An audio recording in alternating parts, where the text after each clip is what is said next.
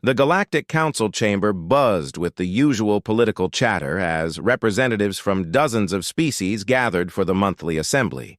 Ambassador Zethkar of the Vraxian Empire adjusted his ceremonial scales, mentally preparing for another tedious session of trade disputes and territorial negotiations. The humans, as always, sat quietly in their designated section, their pale faces wearing those unsettling expressions they called smiles. Humans had joined the galactic community only 50 years ago, and most species still found them peculiar. They were physically unremarkable compared to the towering Krillians or the armored Theknari. Their technology was decent but not revolutionary. What made them strange was their behavior. They insisted on helping others, even their competitors. They shared medical knowledge freely. They rescued ships in distress regardless of species. It was unnatural. Weak, Zethkar had once described them to his military advisors. Soft-hearted and naive, they'll be conquered within a decade. The session began with routine matters. Trade route disputes between the Merchant Guild and the Outer Rim colonies. Resource allocation for the new terraforming projects. Zethkar barely listened until Council Speaker Ythara announced an emergency communication from the frontier. The holographic display flickered to life, showing Captain Jarek of the exploration vessel Wandering Star.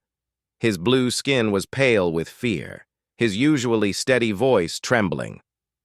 "Council members, I'm transmitting from the Kepler sector. We've encountered something unprecedented." Murmurs rippled through the chamber. The Kepler sector was on the very edge of known space, where only the bravest explorers ventured. 3 days ago, we discovered a derelict ship of unknown origin. The technology was unlike anything in our databases.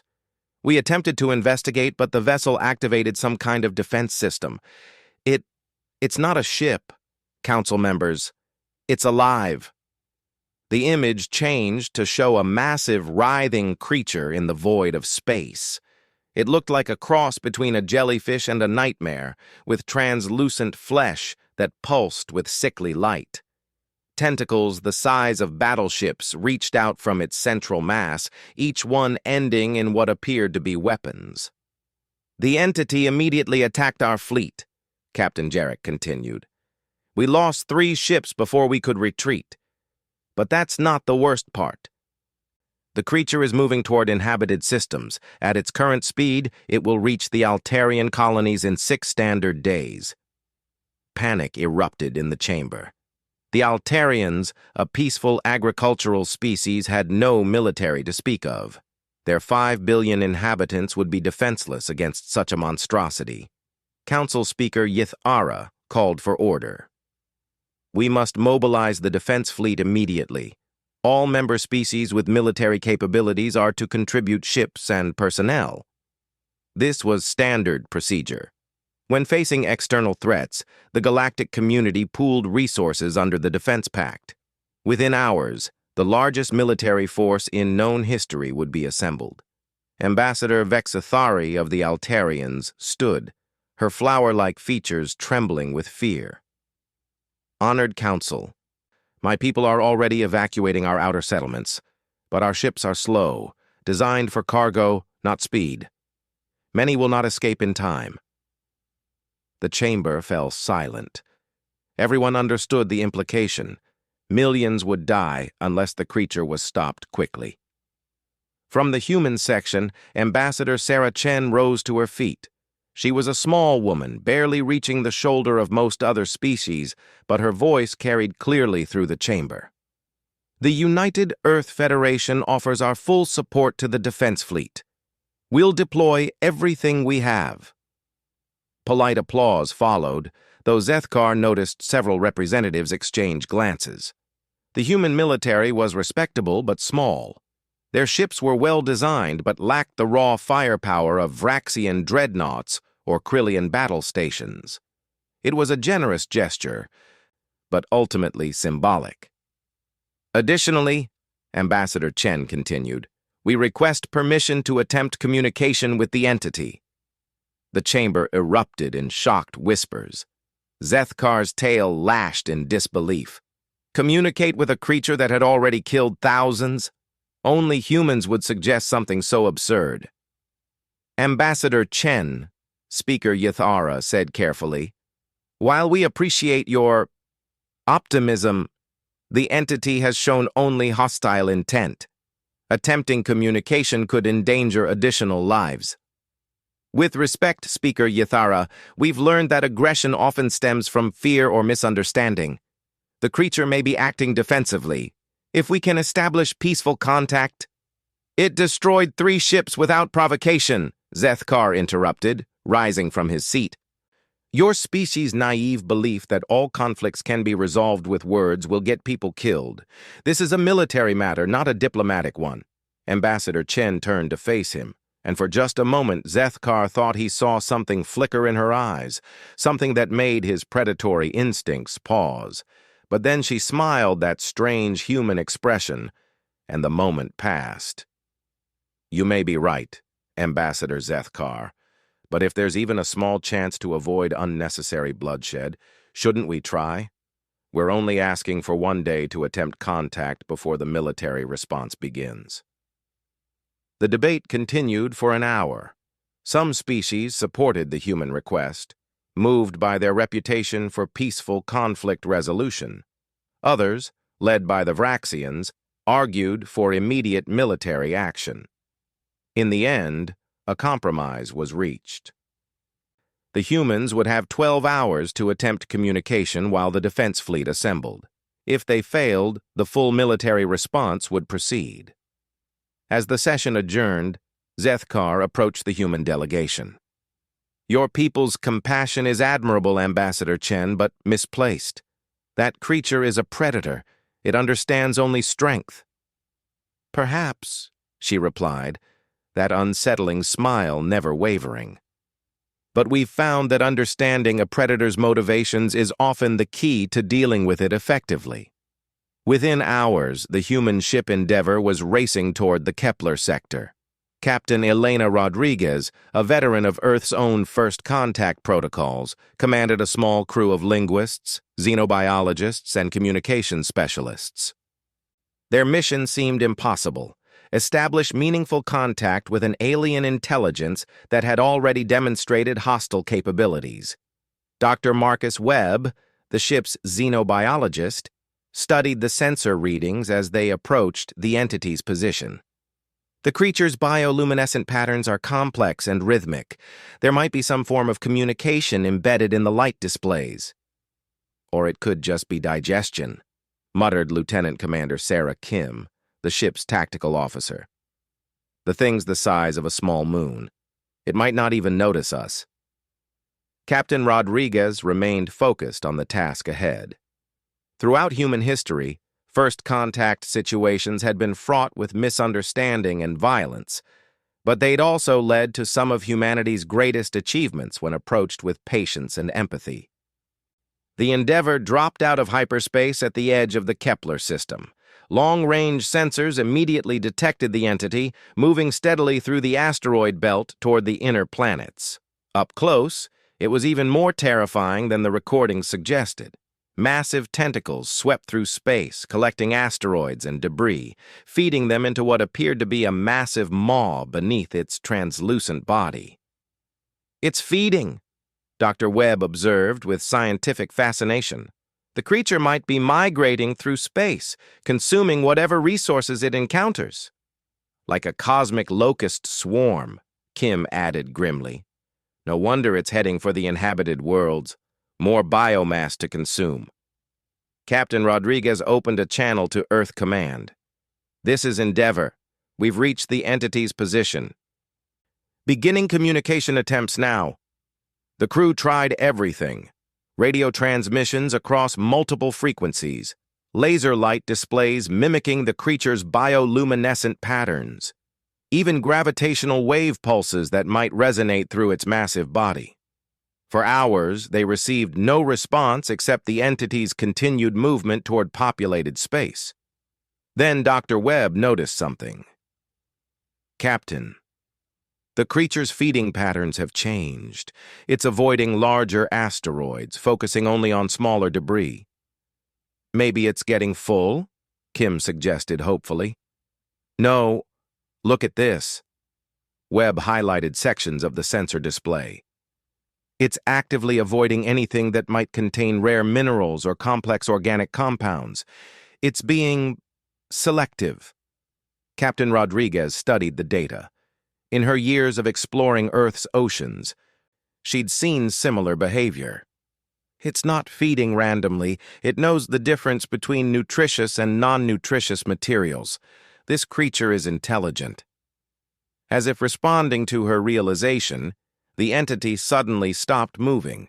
Its massive form rotated in space, bringing what they assumed was its sensory apparatus to bear on their tiny ship. Bioluminescent waves pulsed across its surface in complex, repetitive patterns.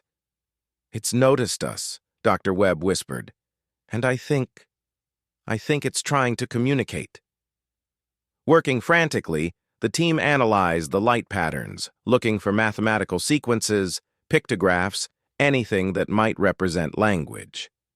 Progress was slow until Kim noticed that some patterns seemed to echo their own communication attempts.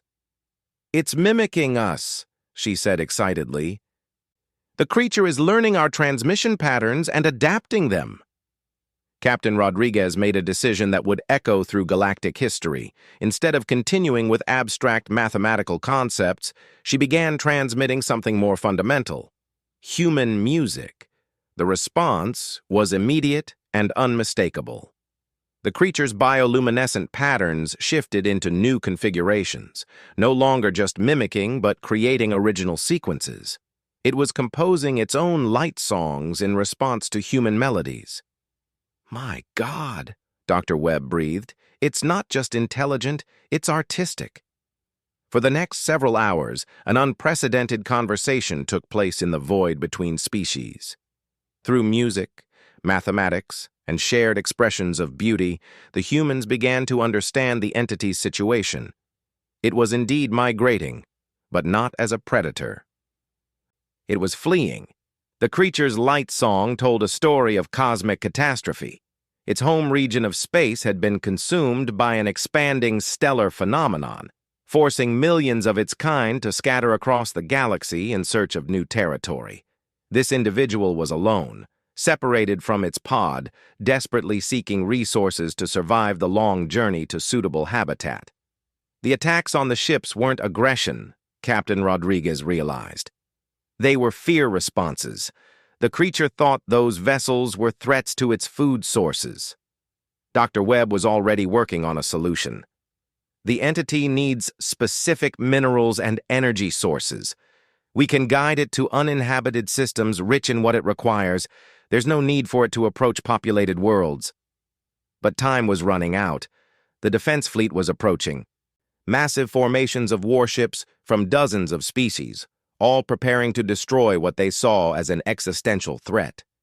Captain Rodriguez opened emergency channels to the Fleet Command and the Galactic Council. "This is Captain Rodriguez of the Endeavor. We've established communication with the entity. It's not hostile. Repeat, the entity is not inherently hostile. We can resolve this peacefully." The response from Admiral Thakvan, the Krillian fleet commander, was immediate and harsh. "Captain Rodriguez, you will withdraw immediately. The creature has already killed thousands of our people. It must be destroyed." "Admiral, please listen. The entity was defending itself. If we can guide it to unpopulated, resource-rich systems, it will leave inhabited space voluntarily." Unacceptable. We cannot trust the word of a creature that has already shown violent tendencies. Behind the Admiral's words, Captain Rodriguez could hear the fear that gripped the galaxy's military leaders. They saw only a threat to be eliminated, not a potential ally to be understood. It was a perspective she'd encountered throughout human history, and one that had led to countless tragedies. "Admiral, I'm requesting 12 more hours to implement a peaceful solution." "Request denied. The fleet will engage in 30 minutes. Endeavor will withdraw or be considered hostile." The channel closed, leaving Captain Rodriguez with an impossible choice. She could retreat and watch as the combined military might of the galaxy attempted to destroy a sentient being that had committed no crime except trying to survive. Or she could take a stand that might brand humanity as traitors to the galactic community. She looked at her crew, seeing her own determination reflected in their faces. Dr. Webb spoke first. "The entity trusts us now, Captain. We can't abandon it." "The fleet won't listen to reason while they're terrified," Kim added. "But if we can demonstrate that peaceful coexistence is possible..." Captain Rodriguez nodded. "All right. Dr. Webb, transmit the coordinates for the Helix Nebula system. It's rich in the minerals our friend needs and completely uninhabited. Kim, plot an intercept course. If the fleet wants to attack, they'll have to go through us first." The Endeavor, a single ship carrying fewer than 100 humans, positioned itself between the massive alien entity and the approaching armada. Captain Rodriguez opened a general broadcast to all fleet vessels. "This is Captain Elena Rodriguez of the United Earth Federation ship Endeavor. The entity you're approaching to destroy is a refugee, not an invader. We've established communication and are in the process of guiding it to uninhabited space, where it can feed without threatening any populated worlds." Admiral Thokvan's voice crackled across all frequencies. "Captain Rodriguez, you are interfering with a lawful military operation. Stand down immediately or face the consequences." "I cannot do that, Admiral. Sometimes standing for what's right requires accepting consequences." Across the fleet, officers and crew members watched in disbelief as the tiny human vessel held position. Most species in the galaxy understood self-preservation above all else. The idea of sacrificing oneself for a principle, especially to protect an alien creature, was incomprehensible to them. But aboard the Vraxian dreadnought Conquest, Ambassador Zethkar watched the standoff with growing unease. He dismissed humans as weak and naive, but what he was witnessing didn't fit that assessment. It took incredible courage, or incredible foolishness, to challenge an entire armada. And something in Captain Rodriguez's voice suggested this was not foolishness. "Admiral," he transmitted on a private channel, "perhaps we should consider the human proposal. If they can guide the creature away from populated space..." "The decision has been made," Admiral Thokvan replied curtly. "All vessels, prepare to fire on my command." The entity seemed to sense the approaching danger. Its bioluminescent patterns shifted to urgent, rapid pulses, and it began moving toward the coordinates Dr. Webb had provided. But it was too late. The creature was massive and slow to maneuver. The fleet would be in weapons range within minutes. Captain Rodriguez made one final transmission. "To all ships of the Defense Fleet, you're about to witness either humanity's greatest failure or our finest moment. Either way, remember that some things are worth dying for. Rodriguez out." The Endeavor powered up its engines and began moving directly toward the approaching armada, placing itself unmistakably between the weapons and the entity. It was a gesture that would be remembered across the galaxy for generations to come, the moment when humanity revealed the steel spine beneath their gentle exterior. As the fleet closed to firing range, officers aboard dozens of ships hesitated. The humans weren't backing down. They were willing to die for their principles, to sacrifice themselves to protect a creature they'd known for less than a day. It was either the most noble or the most insane action in galactic history. The final seconds ticked away as both sides held their positions, neither willing to fire the first shot that would change everything. In the vast emptiness of space, a single human ship stood as the last barrier between fear and understanding, between destruction and hope. And in that moment of perfect tension, the galaxy held its breath and waited to see what humanity was truly capable of when pushed to the edge.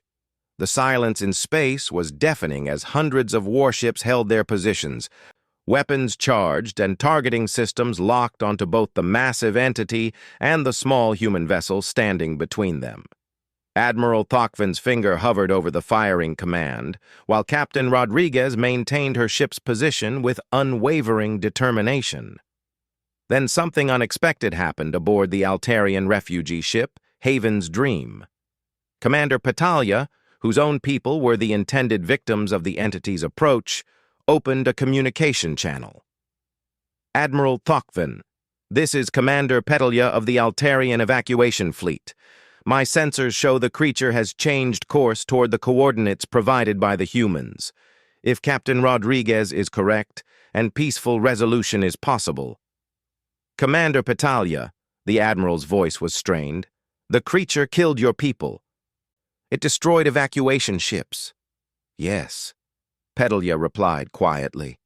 "And if there was malice in those actions, it should be destroyed. But if there was only fear and misunderstanding, then more killing serves no one. My people have always believed that life, once recognized as sentient, must be preserved whenever possible." Other voices began joining the conversation. Captain Veltar of the Merchant Guild cruiser Prophet's Edge reported that his sensors confirmed the entity was indeed moving away from inhabited space. Dr. Yurix of the Scientific Consortium vessel Discovery requested time to study the creature's communication patterns that the humans claimed to have decoded. Admiral Thokvin found his certainty wavering as reports flooded in from across the fleet. The entity was not acting aggressively anymore. It was following the path the humans had suggested, moving steadily toward the uninhabited Helix Nebula system. But protocol demanded decisive action, and hesitation could cost lives if they were wrong. "All vessels," he commanded, "maintain positions but hold fire. I want continuous sensor sweeps of the entity. Any sign of aggressive action, and we destroy it immediately." Aboard the Endeavor, Captain Rodriguez felt a moment of relief before focusing on the greater challenge. The entity was cooperating, but it was still terrified. Through their established communication system, Dr. Webb could sense its confusion and fear as hundreds of ships surrounded it with obvious hostile intent. "The entity is asking why we brought hunters," Dr. Webb reported. "It's beginning to panic. If it feels trapped, it might lash out defensively." "Then we need to show it that not all of us are hunters," Captain Rodriguez decided. "Dr. Webb, transmit our star charts for the Helix Nebula. Show it exactly where it's going and what resources are available there. Kim, begin a slow approach to the entity. If we can demonstrate trust, maybe it will stay calm." "Captain," Kim said worriedly, "if that thing panics and lashes out, we're well within its attack range. Then we'd better make sure it doesn't panic." The Endeavor slowly approached the massive creature, transmitting peaceful intentions through the light language they'd developed together. To the amazement of fleet observers, the entity responded by dimming its more aggressive displays and allowing the human ship to come alongside one of its massive tentacles. What happened next would become legendary throughout the galaxy. Dr. Webb opened the ship's external cameras and began broadcasting the feed to every vessel in the fleet. The images showed the entity's surface up close, revealing details that long-range sensors had missed. The creature's skin wasn't just translucent flesh. It was covered in intricate patterns that resembled circuit boards or neural pathways, all pulsing with gentle bioluminescence. Along its tentacles were structures that looked almost like gardens, filled with smaller organisms that appeared to live in symbiosis with their massive host. "It's not just a creature," Dr. Webb explained over the open channel. "It's an entire ecosystem. Those smaller organisms might be its offspring, or symbiotic partners, or both. This being isn't just intelligent, it's responsible for other lives." The implications hit everyone simultaneously. They weren't just looking at a single alien intelligence, but potentially at hundreds or thousands of life forms that depended on the large entity for survival. Destroying it would be genocide on an unprecedented scale. Ambassador Zethkar, watching from his position aboard the Vraxian dreadnought, felt his worldview shifting. His species prided themselves on strength and military prowess, but even Vraxian honor codes prohibited the massacre of innocents. If the humans were right, if this was truly a refugee carrying an entire community of dependents. Admiral, Zethkar transmitted on a secure channel, I request permission to approach the entity with a diplomatic party. My species has protocols for dealing with displaced populations, even alien ones. Admiral Thokvin was Krillian, a species that had evolved from pack hunters. Their instincts told them to eliminate threats quickly and decisively. But they also had deep respect for courage, and what the humans were displaying was courage of the highest order. Permission granted, Ambassador, but maintain safe distance and abort at the first sign of hostility. Over the next several hours, an unprecedented event unfolded in the Kepler sector. Representatives from a dozen species approached the entity, guided by human translators who helped establish basic communication. Each species contributed their own expertise to understanding the creature's needs and intentions. The Theknari, with their advanced metallurgy, identified specific mineral compounds the entity required for its biological processes. The Yithran Collective, masters of biotechnology, analyzed the symbiotic organisms and confirmed they were indeed the entity's offspring, carried safely within specialized chambers along its appendages. Dr. Salt of the Aquarian research vessel, Deep Current, made perhaps the most significant discovery. Using quantum resonance scanners, she detected similar energy signatures throughout the galaxy, evidence that the entity wasn't alone. There were others of its kind, scattered across hundreds of systems, all following ancient migration routes that had been disrupted by cosmic catastrophes. Admiral, Dr. Salth reported, we're not dealing with an invasion. We're witnessing the aftermath of an extinction-level event. These creatures are the survivors of a civilization that may be older than any of our species. The entity seemed to understand that the immediate threat had passed. Its bioluminescent patterns had shifted from distress signals to something that Dr. Webb interpreted as cautious hope. Through their ongoing communication, the humans learned more of the creature's story. Its species called themselves something that roughly translated to star shepherds. They had existed for millions of years as a nomadic civilization, following predictable cycles through the galaxy, maintaining the balance of stellar ecosystems, preventing the kind of cosmic disasters that periodically threatened all life. But their ancient migration routes had been disrupted by the emergence of younger civilizations. Populated systems blocked paths that had been clear for eons. Resource-rich worlds that the star shepherds had traditionally used for feeding were now claimed by territorial species who saw their approach as invasion rather than natural migration. They've been trying to find new routes around our territories, Dr. Webb explained to the assembled fleet. This individual got separated from its pod when they encountered resistance from another young civilization in the Andromeda Spiral. It's been wandering lost for decades, slowly starving. Captain Rodriguez felt a profound sadness at the creature's plight. Humanity had its own history of migration and displacement, of peoples forced to wander in search of new homes. The parallel was unmistakable. Admiral Thokvin, she transmitted, I'm requesting permission to escort our friend to the Helix Nebula.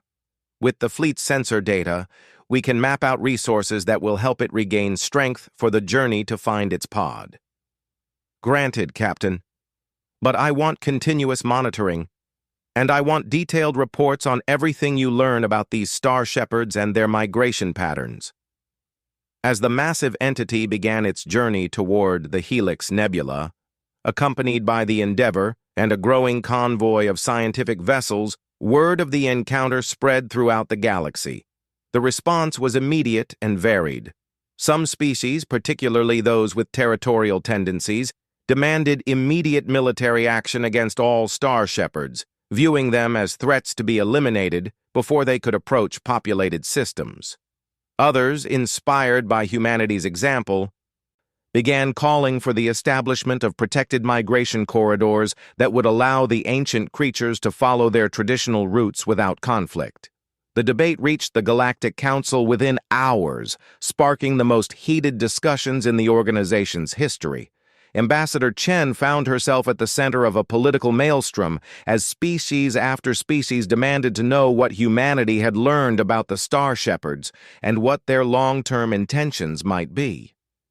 "The Star Shepherds aren't conquerors," she explained to the packed assembly chamber. "They're gardeners. For millions of years, they've been maintaining stellar ecosystems, preventing supernovas, stabilizing young star systems, clearing debris fields that could threaten developing worlds. Our very existence may depend on their continued survival." Council Speaker Yathara called for order as the chamber erupted in argument. "Ambassador Chen, you're asking us to trust the word of creatures that have already demonstrated the ability to destroy our ships. How can we be certain they won't become aggressive when they recover their strength?" It was Ambassador Zethkar who answered, to everyone's surprise. The Vraxian representative rose slowly, his scales displaying the deep blue coloration that indicated serious contemplation among his people. "Because," he said quietly, "I've seen what humans do when they truly believe something is worth protecting. And I've never seen Captain Rodriguez show fear of anything, except the possibility that we might make a terrible mistake out of ignorance." The debate continued for hours. But gradually opinion began to shift. The scientific evidence was overwhelming. The Star Shepherds were not invaders but refugees, displaced by the expansion of younger civilizations into territories they had occupied for millions of years. Dr. Webb's analysis of the entity's biological systems revealed that it was indeed ancient, beyond imagination. Carbon dating of organic samples suggested the creature was at least 50,000 years old, possibly much older. Its neural networks were incredibly complex, showing evidence of accumulated memories and knowledge spanning millennia. "This individual has witnessed the birth and death of entire star systems," Dr. Webb reported. "The knowledge contained in its memory banks could advance our understanding of galactic evolution by centuries." But it was the discovery of the Star Shepherd's role in galactic ecology that truly changed everything. By cross-referencing historical astronomical data with the migration routes the entity described, scientists discovered patterns that had been invisible before. Star systems that had been visited by the Shepherds showed remarkable stability. Supernovas were rare. Asteroid fields were naturally cleared. Young planets showed unusually high rates of successful biogenesis. The ancient creatures weren't just wanderers, they were actively maintaining the conditions that allowed civilizations like those in the Galactic Council to emerge and thrive. "We owe our existence to them," Dr. Salth announced to stunned silence. "Every species in this chamber evolved in star systems that were stabilized and maintained by the Star Shepherds. We're not their enemies. We're their children." The revelation transformed the crisis from a military threat into a moral obligation. Species across the galaxy began volunteering resources to help establish safe migration corridors for the remaining Star Shepherds. The Merchant Guild pledged cargo ships to carry supplies. The Technari offered to construct specialized feeding stations at key points along traditional migration routes. But it was humanity that surprised everyone with the scope of their commitment.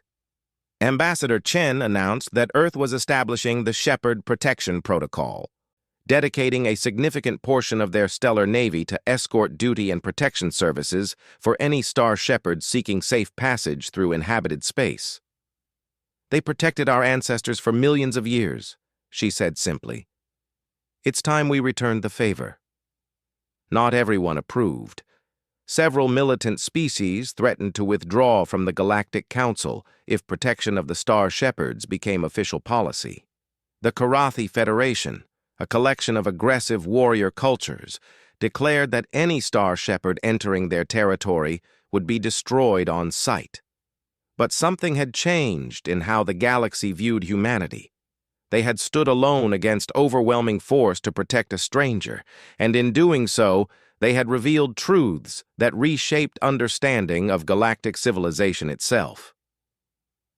The species that had been dismissed as soft-hearted and naive were now seen as something far more complex and dangerous. As the Endeavour continued its escort mission toward the Helix Nebula, Captain Rodriguez received a priority transmission from Earth Command. Admiral Sarah Martinez appeared on the screen, her expression grave. "Elena, I need you to understand the full implications of what you've started. Intelligence reports indicate that at least 12 species are now actively searching for Star Shepherd pods in their territories. Some plan to offer protection, others plan to eliminate them before they can become a problem," Rodriguez finished. "I understand, Admiral, but if we don't act, we'll be responsible for the extinction of a species that's been protecting life in this galaxy since before our sun was born. The President has authorized Operation Shepherd Watch. Every available ship is being reassigned to Star Shepherd protection duty. We're going to find them before the hostile factions do." Captain Rodriguez looked out at the massive entity gracefully moving through space ahead of her ship, its bioluminescent patterns now displaying what her crew had learned to recognize as contentment. After decades of fear and isolation, it was no longer alone. "Admiral," she said quietly, "I think we're about to discover what humans are really capable of when we decide to protect something." Admiral Martinez smiled grimly. "The galaxy's about to find out there's a reason our species survived to reach the stars, Elena. And it's not because we're soft-hearted and naive."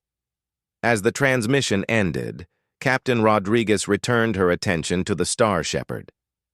Dr. Webb had established such fluent communication that the entity was now sharing stories of its long journeys, tales of worlds it had helped stabilize, and civilizations it had watched grow from primitive settlements to spacefaring peoples. But it also shared warnings. There were other threats in the dark spaces between stars, ancient entities that fed on stellar energy and growing civilizations. The Star Shepherds had been the first line of defense against these cosmic predators for millions of years. "Captain," Dr. Webb said urgently, "it's showing me something. There's another migration pod that went missing in the Vega sector 3 months ago. The entity is afraid they might have encountered something else." Captain Rodriguez felt a chill of premonition. The galaxy had just learned that humanity would go to extraordinary lengths to protect the innocent. They were about to discover what humans would do to threats against those under their protection. And in the dark between the stars, ancient enemies were stirring, drawn by the energy signatures of a galactic civilization that had grown too large to ignore. 3 weeks after the first Star Shepherd encounter, the galaxy had split into clear factions. The Protection Alliance, led by humanity and including nearly half of all Galactic Council members, worked frantically to locate and safeguard the remaining Star Shepherds scattered across known space. The Opposition Coalition, dominated by territorial military powers, viewed the ancient creatures as existential threats that needed to be eliminated before they could destabilize established order. Captain Rodriguez had successfully guided her Star Shepherd to the Helix Nebula, where it fed peacefully on mineral-rich asteroids while sharing invaluable knowledge with the growing scientific community that had gathered to study it. But the celebration was short-lived when long-range sensors detected something approaching from the void beyond the galactic rim. Dr. Webb was the first to notice the anomalies. "Captain, our friend is showing signs of extreme distress. Its bioluminescent patterns have shifted to what I can only describe as terror." The Star Shepherd's massive form was indeed displaying rapid, chaotic light patterns unlike anything they'd seen before. Through their established communication system, it transmitted images and concepts that chilled the research team to their cores. "Devourers," Dr. Webb translated, his voice barely above a whisper. It's showing us memories of creatures that consume stellar energy and the life force of entire civilizations. The entity's memory images revealed nightmarish beings that existed in the spaces between galaxies, drawn to the energy signatures of thriving stellar communities. They looked like living darkness with tendrils that could span light years, feeding on the nuclear fires of stars and leaving behind dead systems stripped of all energy. The Star Shepherds haven't just been gardeners, Dr. Webb realized with growing horror. They've been guardians. They've been standing watch against these things for millions of years. Captain Rodriguez immediately opened emergency channels to Earth Command and the Galactic Council. Within hours, every major military power in the galaxy was scrambling to understand the new threat. Long-range sensors confirmed what the Star Shepherd had warned them about. Something massive was approaching from intergalactic space, moving at speeds that defied conventional physics. The first sign of the Devourer's presence was the sudden dimming of outer rim stars. Entire systems went dark one by one as the entity fed on their nuclear fires.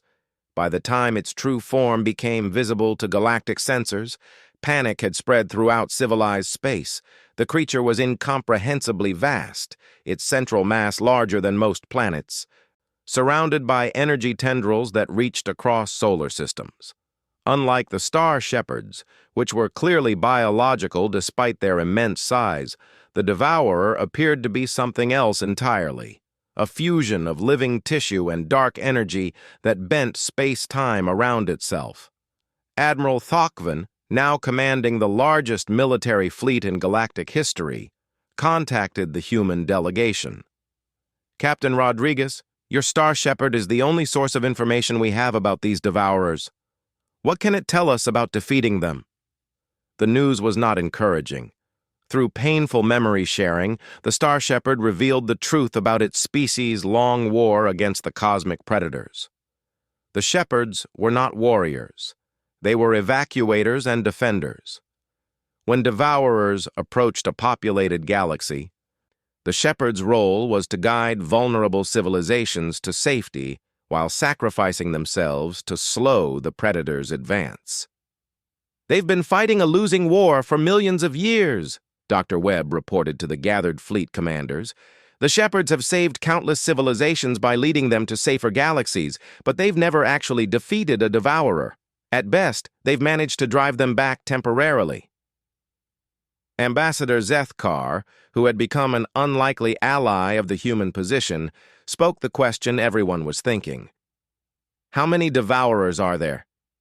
The Star Shepherd's response was devastating. The approaching entity was part of a swarm that numbered in the hundreds, possibly thousands. They moved between galaxies like a plague, consuming everything in their path before moving on to the next feeding ground. "Our galaxy has been hidden from them by the Star Shepherd's efforts," Captain Rodriguez realized. "But our rapid expansion, our energy signatures, our communications, we've made ourselves visible." The Galactic Council convened in emergency session as the Devourer continued its approach toward the outer rim. Military strategists from dozens of species analyzed every available data point, but the conclusion was always the same.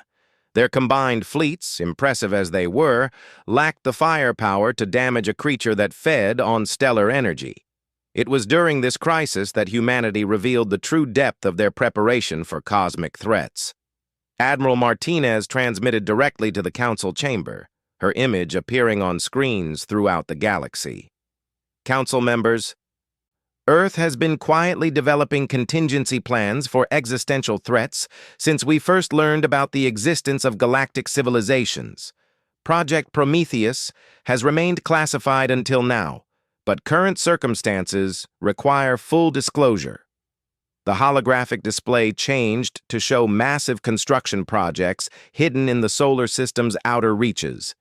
Enormous space stations, each one larger than Earth's moon, were revealed to be weapons platforms designed specifically for fighting entities that conventional warfare couldn't touch. For the past 50 years, humanity has been preparing for the possibility that we might encounter something beyond our current understanding of physics. The Starforge stations represent humanity's attempt to create weapons capable of fighting cosmic-scale entities. The weapons were unlike anything the galaxy had seen. Instead of conventional energy weapons, they were designed to manipulate fundamental forces: gravity, time dilation, quantum field manipulation. Each Starforge could theoretically destabilize local space-time enough to disrupt the exotic physics that allowed Devourers to exist. But theoretical and practical are different things, Admiral Martinez admitted. We've never tested these weapons against their intended targets, and we need time to move them into position. Ambassador Chen stood before the Council with a proposal that would shock the galaxy. Humanity requests permission to coordinate the defense of all inhabited systems. We're prepared to position our Starforge stations at strategic points throughout Council space, but we need every species to contribute ships and personnel to buy us time. The request was unprecedented. Humans were asking for tactical command authority over the combined military forces of dozens of species, many of whom still viewed them as newcomers to galactic civilization. The debate was fierce but brief. The approaching Devourer had consumed 3 more star systems during the Council session, leaving no time for lengthy deliberation. By a narrow margin, the Council granted humanity tactical authority over the defense effort. What followed was the largest military mobilization in galactic history. Human coordination teams were deployed to every major fleet, working with alien commanders to develop tactics that none of them had ever imagined needing. The goal wasn't to win a traditional battle. It was to delay a cosmic predator long enough for untested superweapons to be moved into position. Captain Rodriguez found herself promoted to Commodore and placed in command of a mixed fleet, tasked with the most dangerous mission of all. Working with the Star Shepherd, they would attempt to establish communication with the Devourer, hoping to understand its motivations and possibly negotiate some kind of deterrent. "You realize this is probably a suicide mission," Lieutenant Commander Kim said as they prepared for departure. "Even if the thing can communicate, what makes you think it will listen?" "Because every successful predator species eventually learns that some prey is too dangerous to hunt," Rodriguez replied. "We just need to convince it that this galaxy is more trouble than it's worth." The human fleet that departed for the Outer Rim was unlike any formation in galactic history. At its heart was the Star Shepherd, now serving as both guide and translator. Surrounding it were ships from every member species of the Protection Alliance, their crews united by the knowledge that they were fighting for the survival of their civilizations. As they traveled toward the Devourer's projected path, they received updates from other fronts. The first Starforge station had successfully deployed near the Centauri cluster, but tests showed it would need several more weeks to reach full operational capacity. 3 more Devourers had been detected on long-range sensors, all converging on the galactic core from different directions. The opposition coalition, led by the militant Korathi Federation, had launched their own attack against a smaller Devourer near the galactic rim. The results were catastrophic. Despite deploying their most powerful weapons, they succeeded only in angering the entity, which responded by consuming the Korathi homeworld star and leaving the system a frozen wasteland. "This is why the Shepherds never fought them directly," Dr. Webb observed grimly. "Conventional weapons just provide more energy for them to absorb." As they approached the lead Devourer, Commodore Rodriguez opened channels to every ship in the fleet. "All vessels, remember our mission. We're not here to destroy this thing. We're here to teach it that our galaxy isn't worth the trouble. Stay alert, follow your Shepherd liaison's guidance, and trust in human stubbornness." The Devourer was even more terrifying up close than long-range sensors had suggested. Its central mass pulsed with absorbed stellar energy while its tendrils stretched across the space of several solar systems. As the human-led fleet approached, those tendrils began to move with obvious intelligence, surrounding the small formation of ships. "It's curious about us," Dr. Webb reported, monitoring the Star Shepherd's communications. "Our friend is trying to establish contact, but the Devourer's mind is alien beyond description. It doesn't think like any biological entity." For several hours, the fleet maintained position while the Star Shepherd attempted to communicate with its ancient enemy. The exchange that followed was visible as massive displays of bioluminescence and dark energy that painted patterns across space itself. Finally, Dr. Webb turned to Commodore Rodriguez with a strange expression on his face. "Ma'am, I think it's agreed to talk." The communication that followed would be studied by xenolinguists for centuries. The Devourer's consciousness was unlike anything they had encountered, ancient beyond measure but also profoundly alien. It didn't communicate in concepts that biological minds could easily grasp, thinking instead in terms of cosmic timescales and galactic energy flows. Through the Star Shepherd's translation, humanity learned that the Devourers were not truly alive in any sense that biological species would recognize. They were remnants of a previous universe, entities that had survived the heat death of their own reality by learning to feed on the quantum energy that bridged between cosmic cycles. "They don't see us as alive," Dr. Webb explained. "To them, we're just temporary chemical reactions consuming resources they need for survival. But they can be reasoned with if we can demonstrate that consuming our galaxy would cost more energy than they would gain." Commodore Rodriguez made a decision that epitomized everything the galaxy had learned about human nature. Instead of trying to negotiate from a position of weakness, she chose to demonstrate strength. "All ships, implement Formation 7. I want this thing to see exactly what it would be fighting if it decided to continue its approach." The human-led fleet spread out into a complex formation that had been developed specifically for this moment.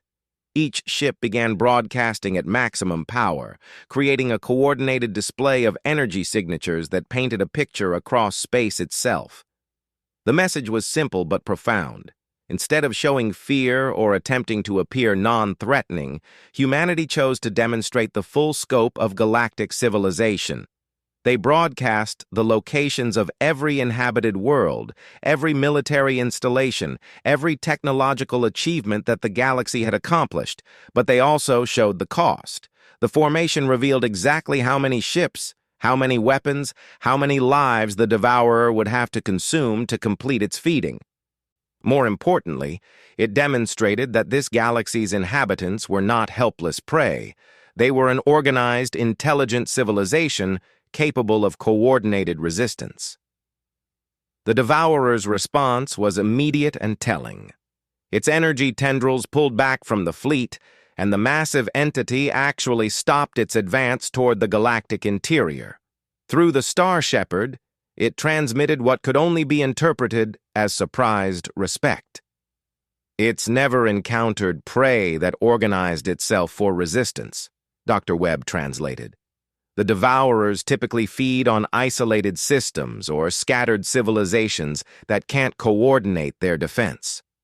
But we've shown it something new, a galaxy-wide alliance that could make feeding here extremely costly."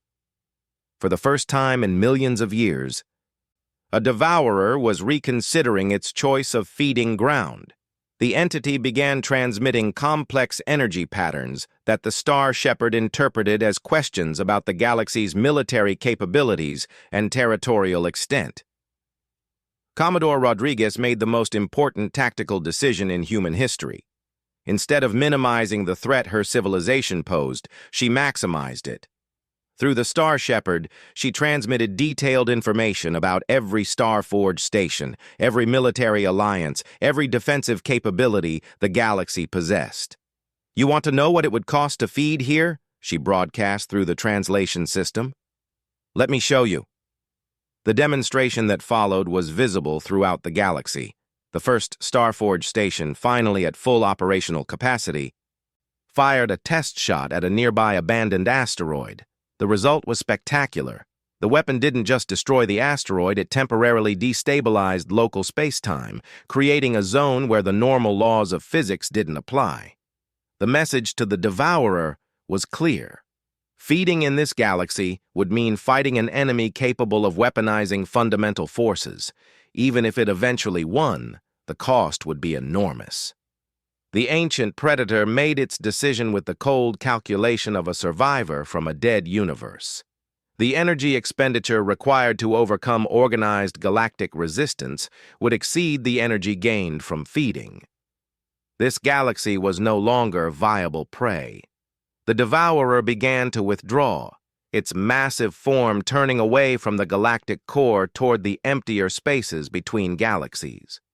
As it departed, it transmitted one final message through the Star Shepherd, a warning about others of its kind and a grudging acknowledgement of respect for the galaxy's united defense. But humanity's demonstration of strength had consequences beyond deterring a single predator. The galaxy had witnessed humans coordinate a defense against a cosmic-scale threat, reveal secret weapons capable of manipulating fundamental forces, and successfully negotiate with an entity that had devoured civilizations for millions of years. As news of the Devourer's retreat spread, the species that had once dismissed humans as soft-hearted and naive began to reassess everything they thought they knew.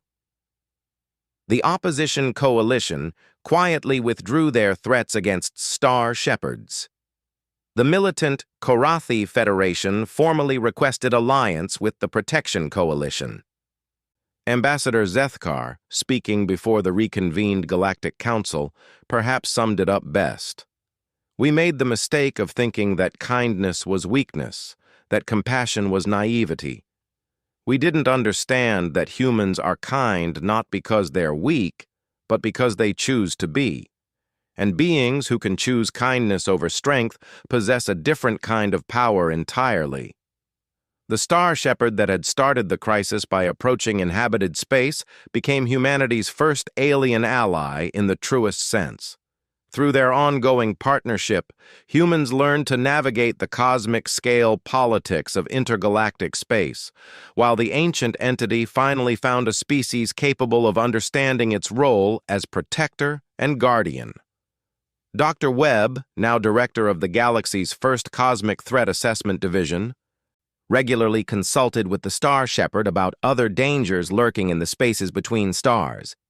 Their partnership led to the discovery of several other cosmic entities, some friendly, others neutral, and a few that required the continued presence of humanity's star-forged stations to deter. But perhaps the most significant change was in how the galaxy viewed conflict resolution itself. The human approach of seeking understanding before resorting to force, combined with the demonstrated capability to bring overwhelming force to bear when necessary, became the new model for interspecies diplomacy. Commodore Rodriguez, promoted to admiral and given command of the Galaxy Defense Force, established a new doctrine that would guide galactic civilization for generations to come. The principle was simple but profound: strength in service of protection rather than conquest, power wielded to defend rather than dominate. Years later, when young species joined the galactic community and asked about humanity's reputation, they were told the story of the day humans stood alone against an armada to protect a stranger, then faced down cosmic predators to protect their adopted galaxy. Humans, the elder species would explain, are the most dangerous creatures in the galaxy precisely because they choose not to be. They understand that true strength comes not from the ability to destroy, but from the wisdom to know when destruction is necessary and the courage to pay any price to protect what matters.